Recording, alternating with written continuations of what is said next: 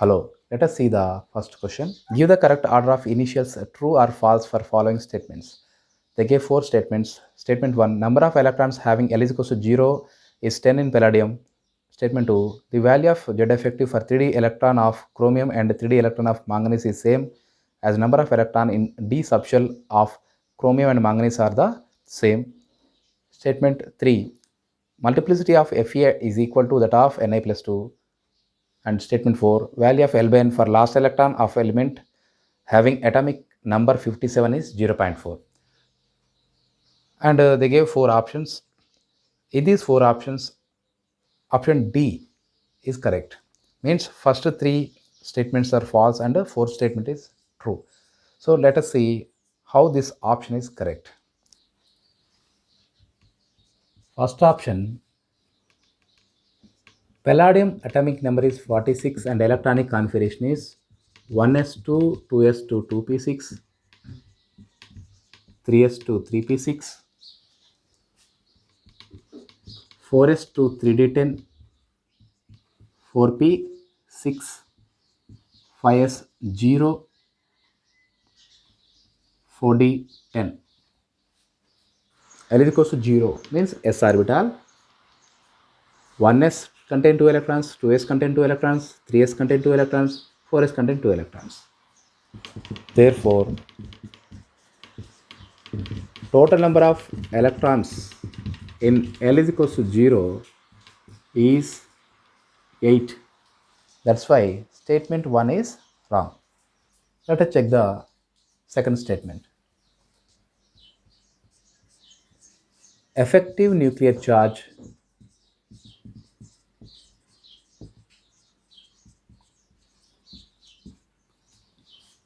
so it can be denoted by Z effective or Z star. So effective nuclear charge Z effective is calculated by this equation. Z effective is equals to Z minus sigma, where this Z indicates atomic number, sigma shielding constant. We know the atomic number of chromium and manganese. We need to calculate a sigma value for chromium and manganese. But how to calculate sigma value? So sigma value can be calculated by using one formula.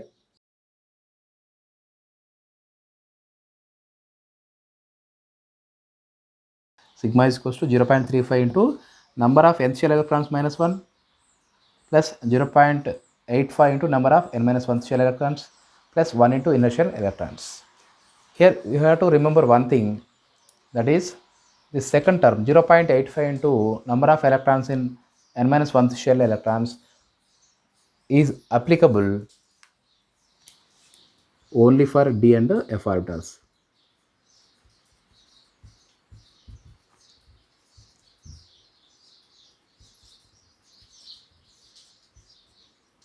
Applicable to d and f only. Let us calculate the sigma value for chromium and manganese.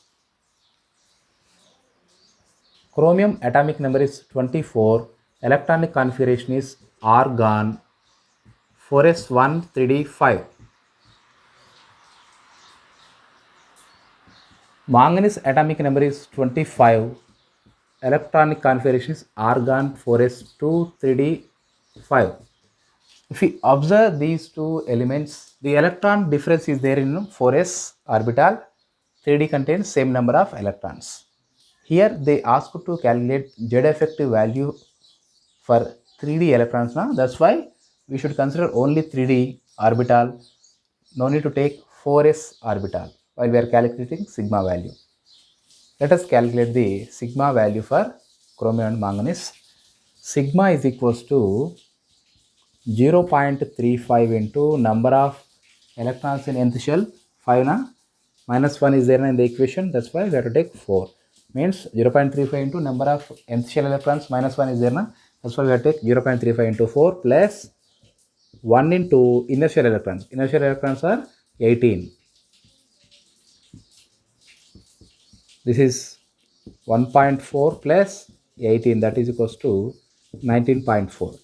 This sigma value is same for chromium and manganese because both the elements contain same number of electrons in 3d orbital.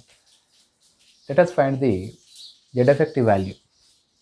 For chromium, Z effective is equals to Z minus sigma. So for chromium, atomic number is 24 minus here sigma value is 19.4, that is equals to 4.6. For manganese, Z effective is equals to atomic number of manganese is 25 na, so 25 minus 19.4, that is equals to 5.6. Means Z effective of chromium is 4.6, for manganese it is 5.6. Therefore, Z effective values are not same for chromium and manganese. This statement is also wrong. Let us check the third statement. Multiplicity is equals to 2s plus 1, 2 capital S plus 1, where S is equals to total spin. If we take iron atom, atomic number is 26, electronic configuration is argon 4s2 3d6. 3d6 means how can we write the electrons? According to Hund's rule, we have to fill the electrons like this: 1, 2, 3, 4, 5 and 6. Here number of unpaired electrons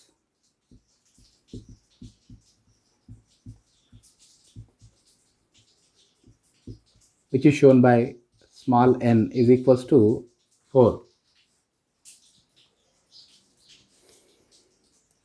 4 unpaired electrons there na? For paired electrons spin is 0, plus half minus half na, total spin 0. For unpaired electrons, for each unpaired electron spin is plus half. 4 unpaired electrons means total spin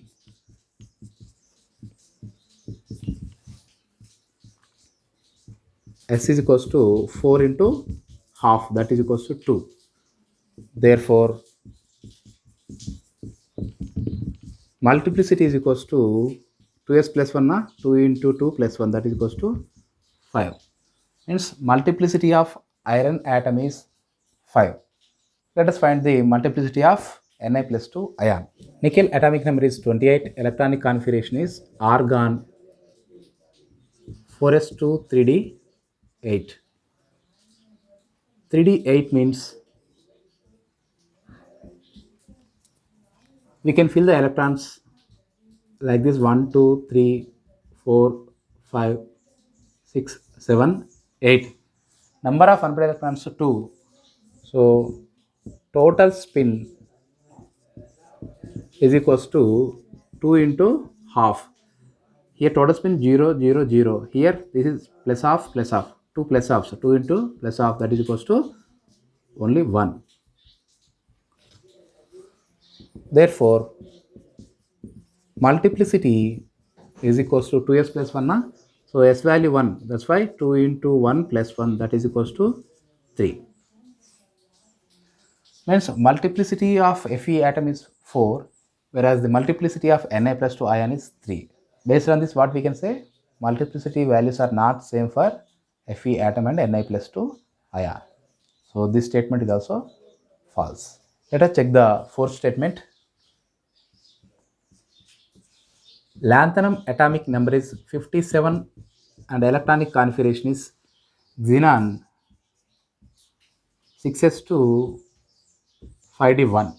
For 5d orbital, what is the n value? Here n value is equals to 5. What about L value? L value is equals to 0 for s orbital, L value 1 for p orbital, L value 2 for d orbital, L value 3 for f orbital. Here it is 5d na, so d means L value 2. L is equals to 2. They asked to calculate L by n value for this na, so that's why L by n is equals to L value 2, n value 5, so that is equals to 0.4. Based on this discussion, finally what we can conclude?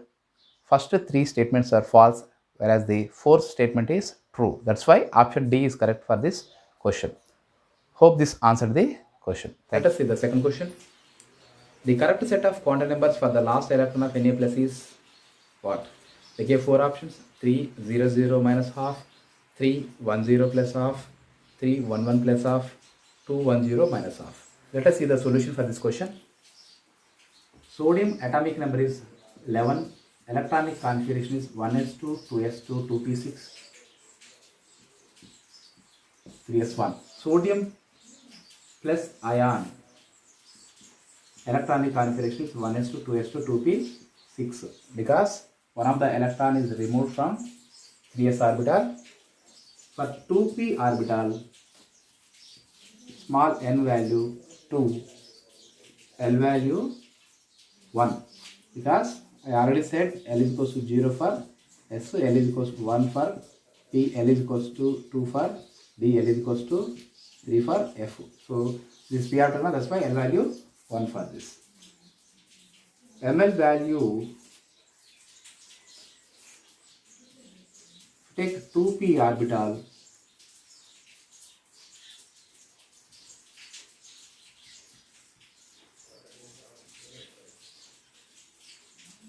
plus 1 minus 1 0. ML value is 0. MS is equals to plus half or minus half. We can take anything. So MS is equals to minus half. So option D is correct because 2, 1, 0 minus half is given in option D. So option D is correct. Hope this answers the question. Let us see the third question. Which of the following statements is correct for SO2Cl2? They gave the structure of SO2Cl2 here and they gave the bond angles. They gave four statements. Statement A, it contains p pi and p pi d pi. Statement B, it has regular tetrahedral geometry. C, theta 1 is greater than theta 3. D, plane which contains maximum number of atoms is 4.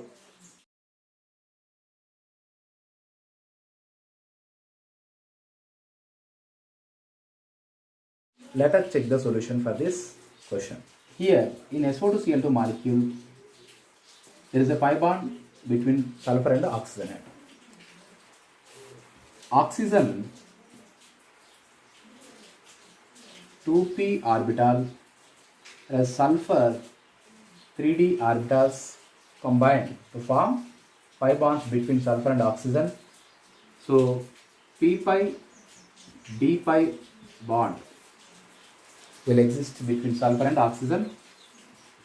Like that, how many p pi d pi bonds are there? 2 SO double bonds are there now. That's why 2 p pi d pi bonds are there in SO2Cl2. They gave p pi and p pi d pi. So that statement is false. Let us see the second statement. We know that every oxygen contains 3 lone pairs on it and every chlorine atom contains 3 lone pairs. Due to lone pair, bond pair repulsions in SO2Cl2 molecule, instead of regular tetrahedral geometry, it has distorted tetrahedral geometry. They gave regular tetrahedral geometry, that's why this statement is also wrong. In third statement, they said that theta 1 is greater than theta 3. Here, theta 1 means OSO, bond angle.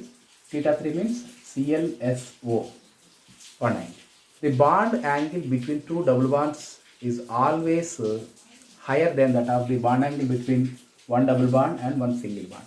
So because more repulsions are possible between two double bonds, due to more repulsions, angle will be slightly increased. Here one single bond, one double bond is there now. That's why due to less repulsions compared to two SO bonds, here repulsions are less between these two bonds. More repulsions are possible between two double bonds and less repulsions are possible between one single bond and one double bond. That is the reason here theta 1 is more than the theta 3. So that's why this statement is correct. Let us see the fourth statement. If we observe the 3D structure of SO2 Cl2. S double bond go, Cl towards us and the Cl far away from us. Above the plane, below the plane. If we consider the horizontal plane, sulfur, oxygen, oxygen. 3 atoms are there on the horizontal plane. If we consider vertical plane, chlorine, sulfur, chlorine. 3 atoms are there on the vertical plane. Means at a time how many atoms are possible in a single plane is 3. In that option they gave 4. That's why that option is wrong. And so finally what we can conclude is statement 1, 2, 4 are wrong. Only statement 3 is correct. That's why option C is correct for this question. Hope this answered the question. Thank you.